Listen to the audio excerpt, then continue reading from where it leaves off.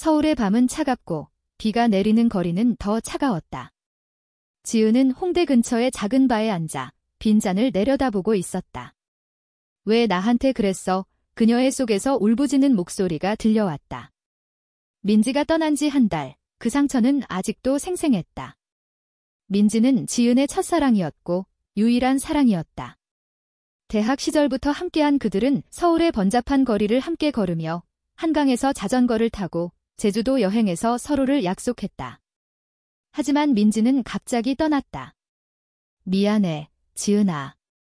나와 다른 사람이 생겼어. 그 말 한마디로 모든 게 무너졌다. 지은은 술을 한 모금 더 들이켰다. 눈물이 주룩 흘러내렸다. 다 아는 사람들로 붐볐지만 그녀는 홀로였다. 그때 누군가 그녀의 어깨를 톡톡 두드렸다. 괜찮아요. 혼자 울고 계시네요. 부드러운 목소리가 들려왔다. 지은이 고개를 들어보니 한 여자가 서 있었다. 긴 머리를 묶은 밝은 미소를 지은 여자. 저는 소희예요.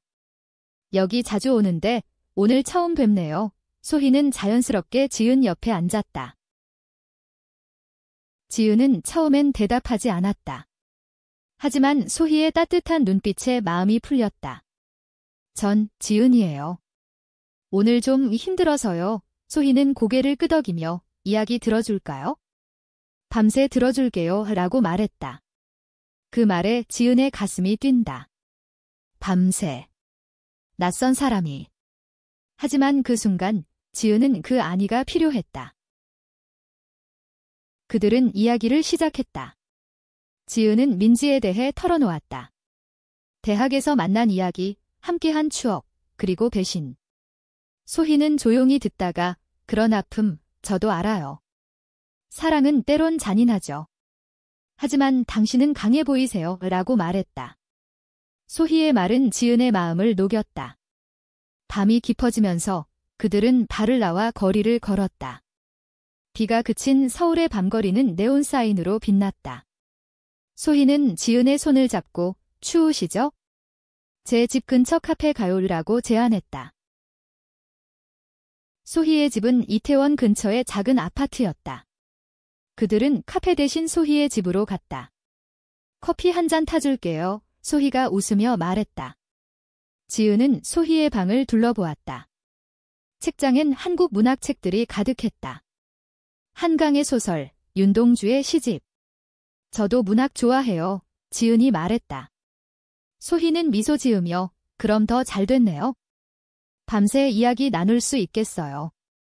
그 밤, 그들은 소파에 앉아 이야기를 나눴다. 소희는 자신의 이야기를 들려주었다. 부산 출신으로 서울에 올라와 디자이너로 일한다고. 가족은 보수적이어서 제 선택을 이해 못해요. 특히 사랑에 대해 소희의 눈에 스치는 슬픔. 지은은 그게 뭔지 알 것 같았다. 그녀들도 같은 세상에 사는 여자들이었다. 한국 사회에서 여자가 여자를 사랑하는 건 여전히 숨겨야 할 비밀이었다. 가족의 기대, 사회의 시선, 그 무게가 지은을 짓눌렀다.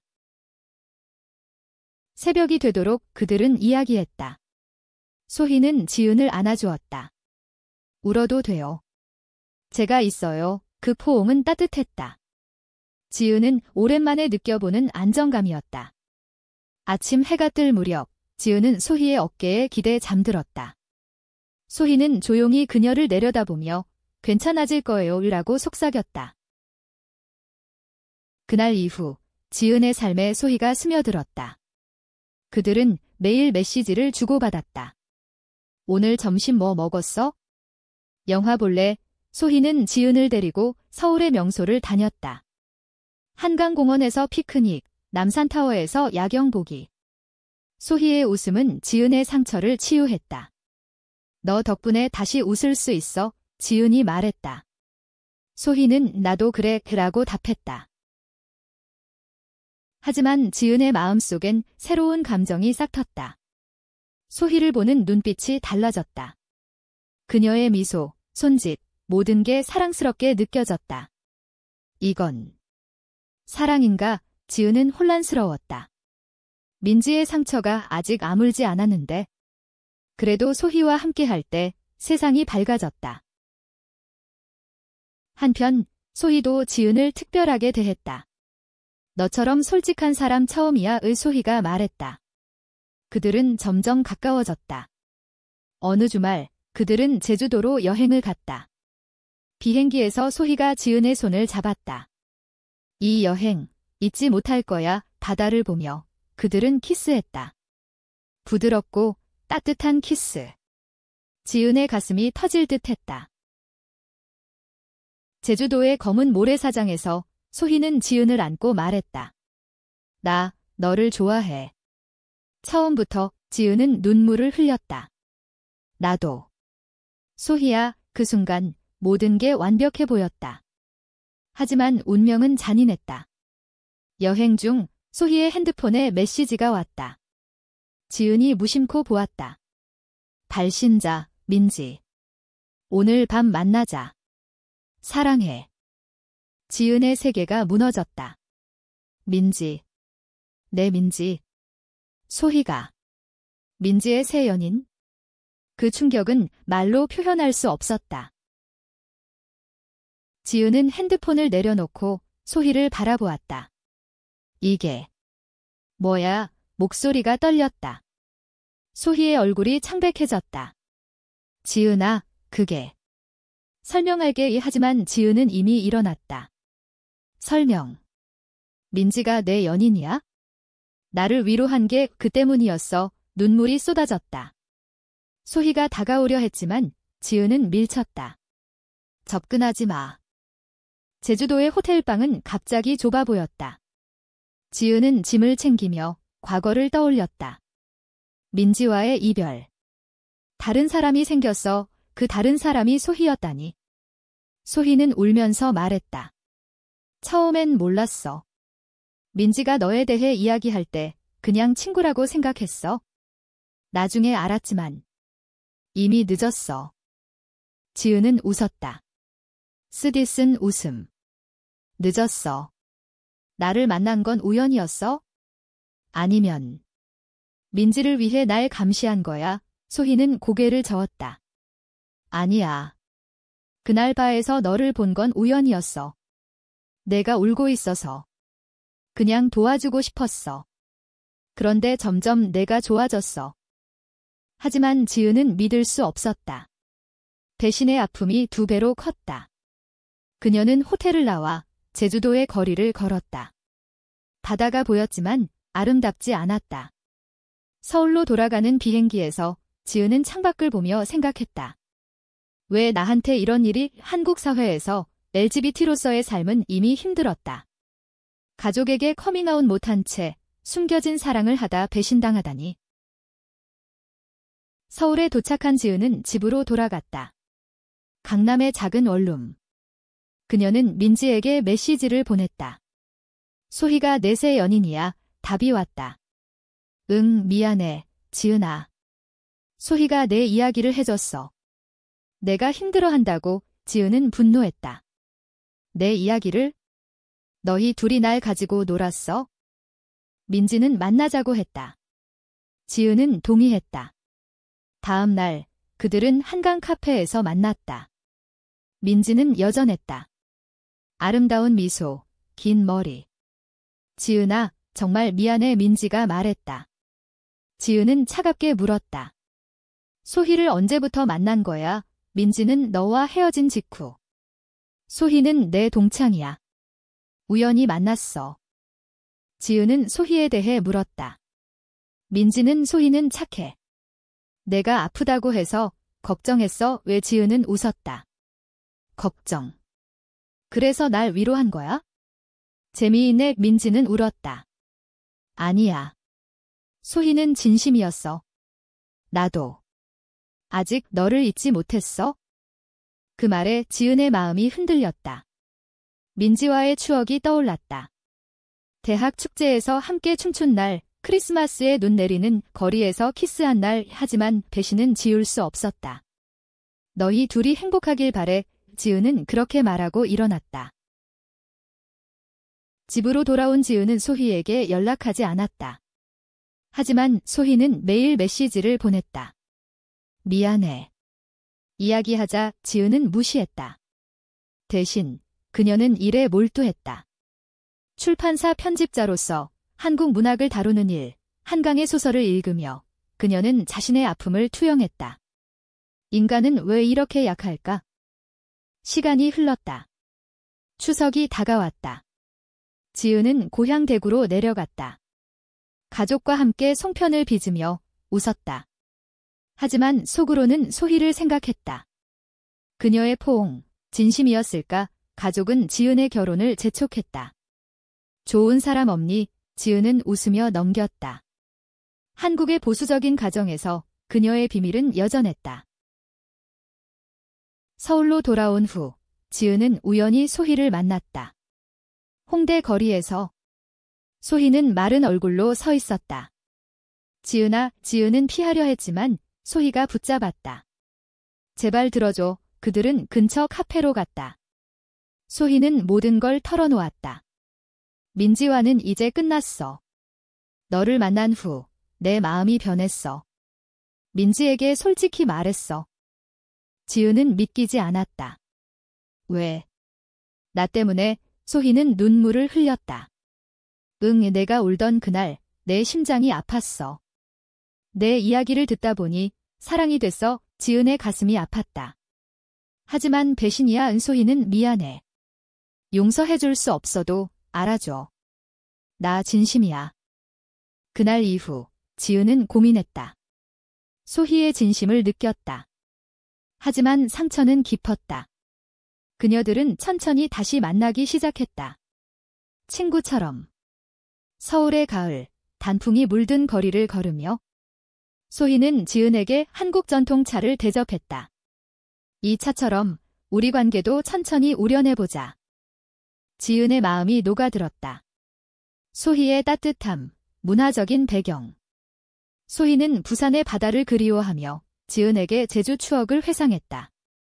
그 키스, 잊을 수 없어. 지은은 결국 인정했다. 나도 좋아해. 하지만 여전히 민지의 그림자가 있었다. 겨울이 왔다. 크리스마스 이브, 지은과 소희는 명동에서 만났다. 눈이 내리는 거리. 소희가 말했다. 민지와 완전히 끝났어. 이제 너만 봐. 지은은 키스했다. 미들게 그 순간 사랑이 다시 피어났다. 하지만 행복은 오래가지 않았다. 민지가 다시 나타났다. 소희의 집 앞에서. 지은이 소희와 함께 있을 때, 소희야, 왜 나 버려? 민지의 목소리는 절박했다. 지은은 충격받았다. 민지. 왜 여기 있어? 민지는 울며 말했다. 소희가 나한테 헤어지자고 했어? 너 때문이야. 삼자 대면. 소희의 작은 아파트는 긴장으로 가득 찼다. 민지는 지은아, 소희는 내 거야. 너 때문에. 지은은 분노했다. 내 거.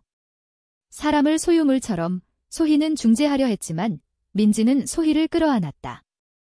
사랑해, 소희야. 지은은 그냥 위로였을 뿐이야. 그 말에 지은의 심장이 찢어졌다. 위로. 소희가 날 위로한 게 민지의 짓이었나? 소희는 부정했다. 아니야. 민지, 그만해. 하지만 민지의 눈빛은 광기어 보였다. 그녀는 과거를 들추었다. 지은아, 너 나랑 헤어진 후 우울증 있었지? 소희가 도와준 거 내가 부탁한 거야.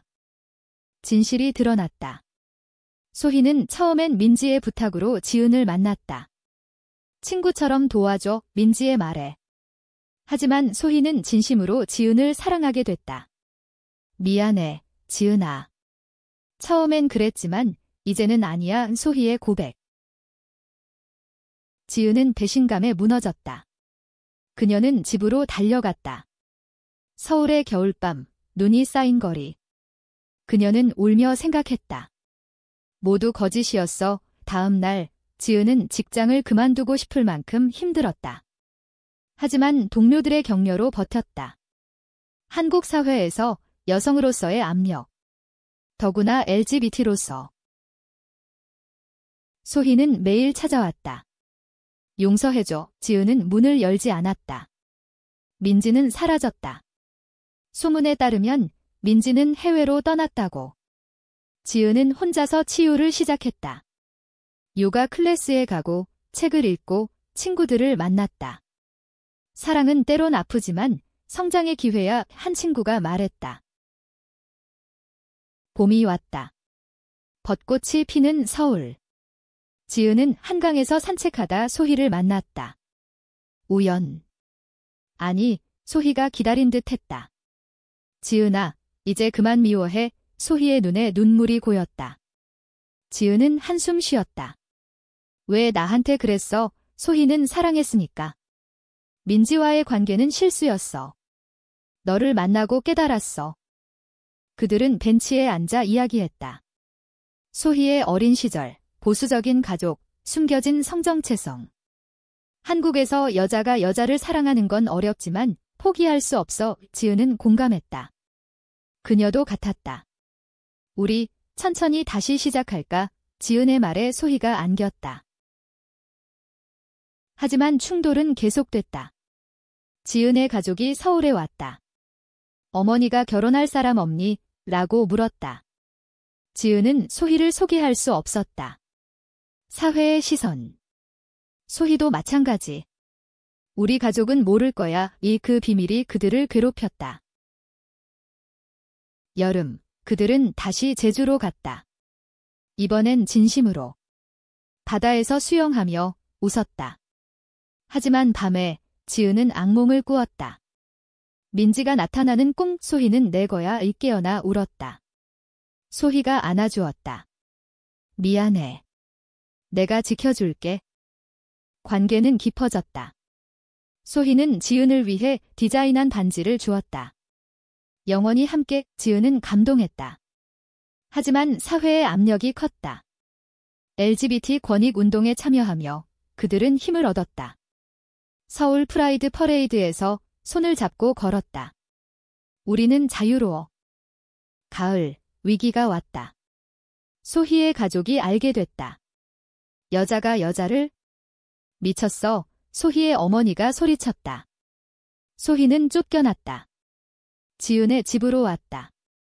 나아갈 데 없어. 지은은 안아주었다. 여기 있어? 함께 이겨내자. 그 아픔 속에서 사랑이 강해졌다. 지은은 자신의 가족에게 커밍아웃했다.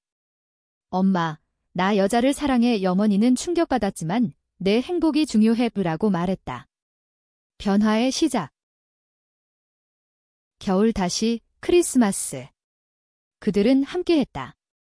눈 내리는 거리에서 키스했다. 사랑해, 소희야. 나도. 지은아, 배신의 상처는 치유됐다. 새해가 밝았다. 지은과 소희는 함께 새해 목표를 세웠다.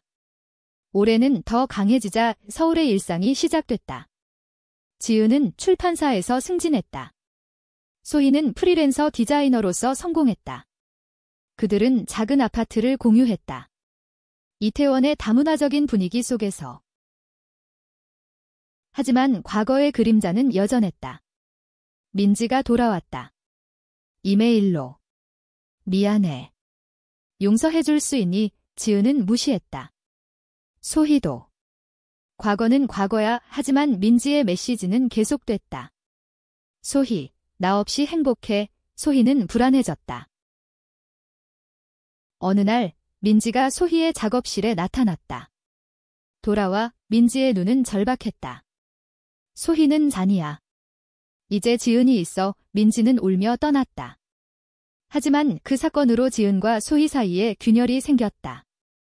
지은은 민지가 아직 내 마음에 있나? 라고 물었다. 소희는 부정했지만 지은의 불신이 커졌다.